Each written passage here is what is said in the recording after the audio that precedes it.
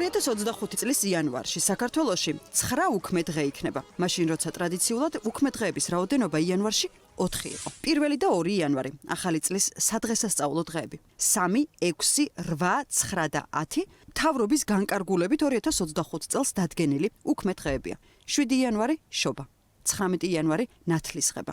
ამ გადაწყვეტილებით შრომის კოდექსით გათვალისწინებულ უქმე დღეებს კიდევ 5 დღე დაემატა და საჯარო სამსახურები გამოდის, რომ 1-დან 12 იანვრის ჩათვლით დაისვენებენ.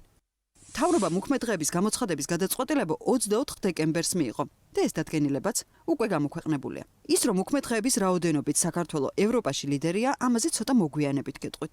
იქამდე უქმედ გატარებულ დღეებს მოდი ეკონომიკურად შევხედოთ. აქვს თუ არა საქართველოს და მის ეკონომიკას იმის ფუფუნება, რომ უქმე დღეების რაოდენობა კალენდარს ყოველწლიურად ემატებოდეს. დეკემბერმა ეკონომიკურად ისედაც ვერ გაამართლა. იანვარი სტატისტიკურად მძიმე თვეა ბიზნესებისთვის და ახლა კიდევ უქმე დღეები.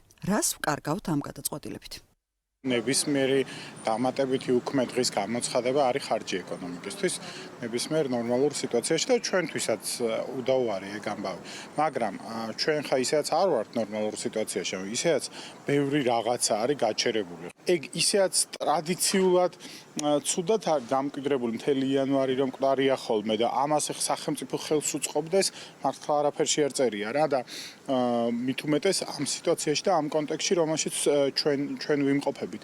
ამ ქვეყანაში საჯარო სამსახურში ყოფნა კომფორტულია, რადგან მივდივართ იქით, როცა მუშაობაზე მეტად ეს ადამიანები დაისვენებენ. ასე აფასებს BMG-სთან კონსტიტუციონალისტი ლევან ალაფიშვილი უქმე დღეების მზარდ რაოდენობას. მისი თქმით, დიდი ეკონომიკის ქვეყნებიც კი არ აძლევენ თავისუფლებას, წლიურად იმდენი უქმე დღე ჰქონდეთ, რამდენიც საქართველოშია. როგორც კი ბიუროკრატია საჯარო სამსახური დაპატარავდება და პოლიტიკურად ლოიალური ბიუროკრატია არ გვეყოლება, ეს საკითხი უბრალოდ აღარ იარსებებს ამის საჭიროება და შესაბამისად ყველაფერი თავის ადგილზე დადგება. დღეს რამდენი საჯარო მოხელია საჯარო სამსახურში, ხო გასცდა 100,000 უკვე დიდი ხანია, ხო? შესაბამისად მათი დიდი ნაწილი, ხო ვიცით რითიც არის დაკავებული და რატომაც არის დასაქმებული. დიდ ნაწილზე ვამბობ და არა ყველაზე, ხო? და ვინც რეალურად მუშაობს და საქმეს აკეთებს. იმათ დასვენება უნდა და შესაბამისად ეს ხელფასი და სხვა კომფორტები გადასახადის გადამხდელების ხარჯზე აქვთ. ეხლა დასვენებაც უნდა და მორჩა მეტი არაფერი არ არის. დღეს ბიზნესმა არ იცის, როგორი ხვალინდელი დღე ექნება. ჩვენ არ ვიცით ამ ქვეყნის ეკონომიკის მომავალი. ამიტომ ზედმეტი დასვენებების ფუფუნება არ გვაქვს. მით უმეტეს რომ ყველამ ვიცით, ბიზნესს ყოველი დასვენების დღე ისედაც ძვირი უჯდება. ასე აფასებს იურიდიული ფირმა GLCC-ის პარტნიორი შალვა ცხაკაია. საჯარო რეესტრი არ იმუშავებს, არ იქნება ტრანზაქციები, ეკონომიკა არ მუშაობს ამ დროს, ჩვენს თანამშრომლებს მოგვყავს სამსახურში, მაგრამ ვერ ვაკეთებინებთ იმას, რისი გაკეთებაც გვინდა ზოგადად და აქედან გამომდინარე, ეკონომიკა კარგავს ყოველდღიურად, ყოველი უქმე დღე არის ეკონომიკისთვის დაკარგული მილიონობით ლარი. უქმე დღეების გამოცხადება ვერანაირად ვერ აისახება ეკონომიკაზე პოზიტიურად, იქიდან გამომდინარე, რომ ეს ამცირებს ეკონომიკურ აქტივობას.